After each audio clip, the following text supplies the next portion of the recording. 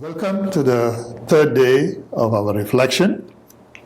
And today, as family, as gift, and we are part of that gift, we are going to explore, reflect what it means to be a accountable member of that family, or responsible member of that family, a committed member of this family.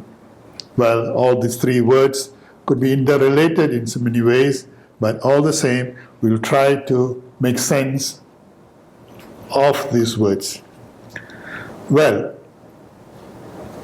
accountable. Accountable. Am I a person who blames for things that goes wrong? Do I blame all the time for mishaps that happens within the family? Do I, a person who tend to sidetrack when issues are within the family? Well, we all agree that right from the beginning, when we say family is a gift, we all agree that God made some choices for us, and it was not our choice to say, this is the family that I want to belong to. This is my father I chose to, or this is my mother that I chose, or this is my brothers and sisters I wanted to have in my company. God chose them for me. And somehow I have grown with this family. Today, as an accountable person, accountable member of this community, can I choose them and make it my own? For example, my parents were Catholic, therefore I was baptized and brought up in the Catholic faith. Can I say now, no, that was not my choice? Likewise, I'm a religious brother today. Can I say circumstances, situation directed me and I became a brother? It's not my choice. I think at this point of time, each one of us here present, we need to make that personal, accountable, responsible, committed choices. Meaning to say, God made me either as a male or female, and His choice was for me to be in that particular family. In that particular family, to grow up in a particular faith, and in a particular country, Malaysia. I am proud to be a Malaysian. And so on and so on. We have other attributes in terms of our professional capacity. We choose all this and say, yes, I am, and I want to be. And that way, by being accountable in those roles, then we can say, as a male member of this family, as a brother or sister in this family, I want to fulfill this role, this responsibility. And in that way, we begin to become accountable for everything that happens within the family. If I don't make that choice, and I remain a stranger in my own family, and I don't exercise the sense of belonging, then we all be like COVID. COVID is a visitor. COVID is a stranger who comes to cause problem. Are we a virus, or are we a member of a community, a family that God chose for me, God chose for you? And in doing so, we begin to see in this becoming accountable, responsible, committed member, what is the thing that preventing me to be fully in this family, fully to be belonging to this community, this family? What prevents me? What prevents me? And this is why sometimes technically we said, we have made notes, we made bundles in our growing up days and say, this beyond me. I can do nothing about it. I was very small at the time when this happened. Every member in the family were bullying me. Every member were deciding things for me. My parents decided what I should become, what kind of studies I take. Everyone around me made decisions for me. And I have no control of that. Because I have no control, I make a knot and say, this is beyond me. I cannot do anything about it. Or I made a bundle and put it aside. And by doing so, even today, when an opportunity comes for me to take up some responsibility, some commitment, I'm always retracking, going back to those moments and say, is it possible something similar will happen? If I step forward and if I take responsibility, somebody is going to criticize within my family. Or somebody is going to say, I can do that better than you. You do not know what you are doing. And therefore, I fall back. So then, if the invitation from the Spirit is to go forward, to be in the present moment.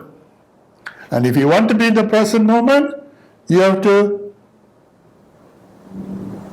untie those knots that is tying you back to that moment in your life, the things that happen, the negativity that happened. You have to undo that knots so that you are set free. If not, either you have tied yourself together with that bundle, you are still part of that bundle, or you have a rope somewhere tied to an object and you are stuck with it.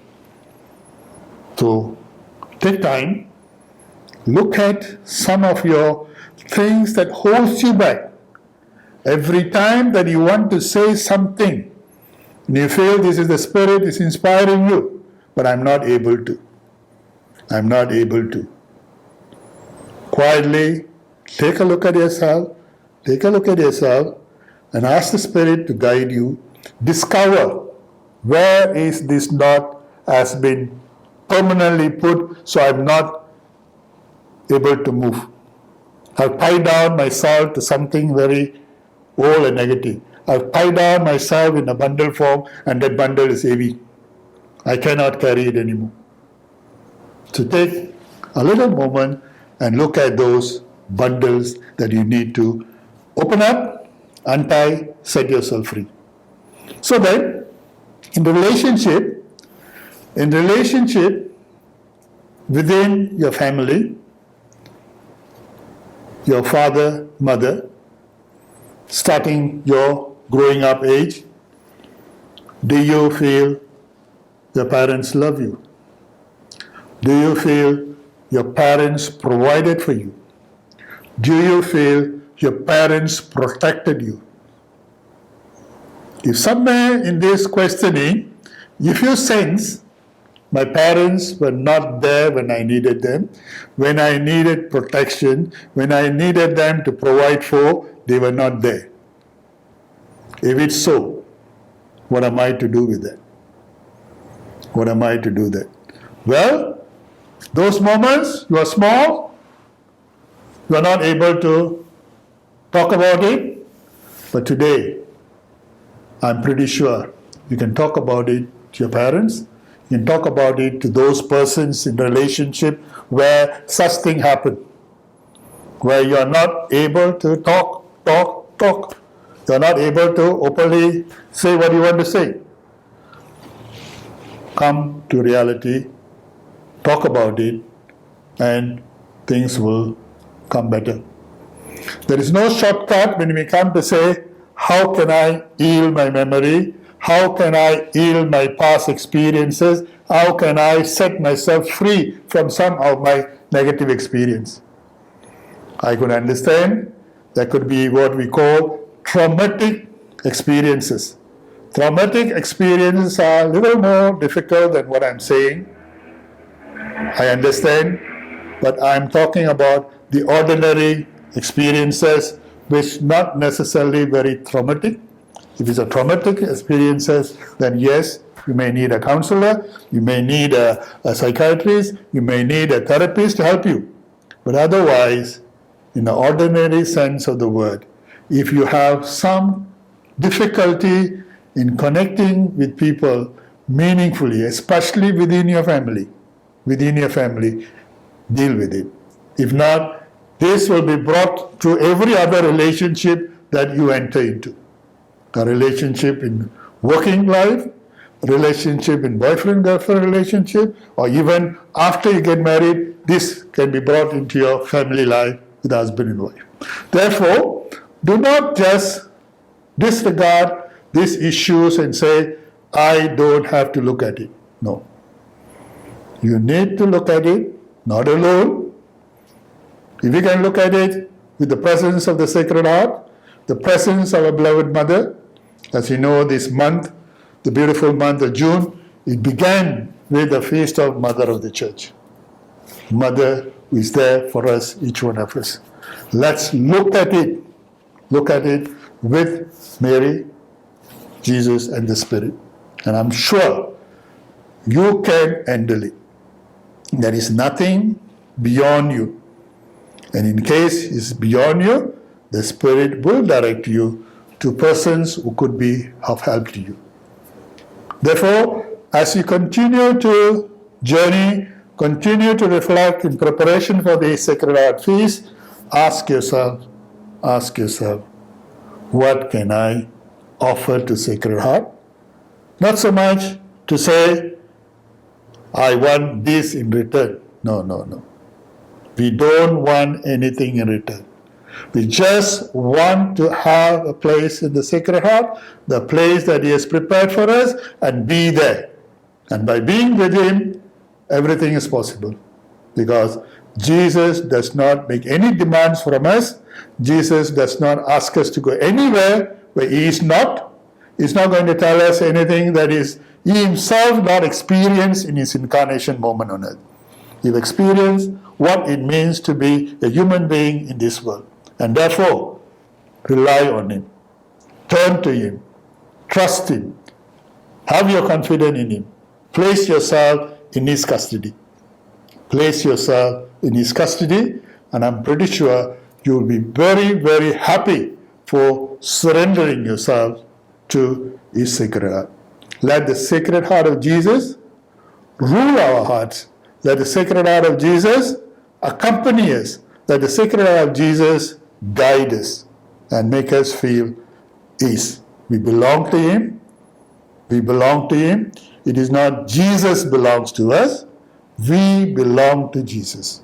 We belong to God. We don't deserve anything by our own merit or own right, but it's all ultimately the generosity of God who has given us in gift. The gift of the family, the gift of the siblings, gift of all the opportunities that we have in life to this point of life. Therefore, if He has given us so much, He will surely give much more. So with that confidence, let's wind up this sharing and allow the Sacred Heart to help us celebrate the feast in fullness, in wholeness, and experience His continued presence in among us. Emmanuel, God is with us. Amen. Thank you.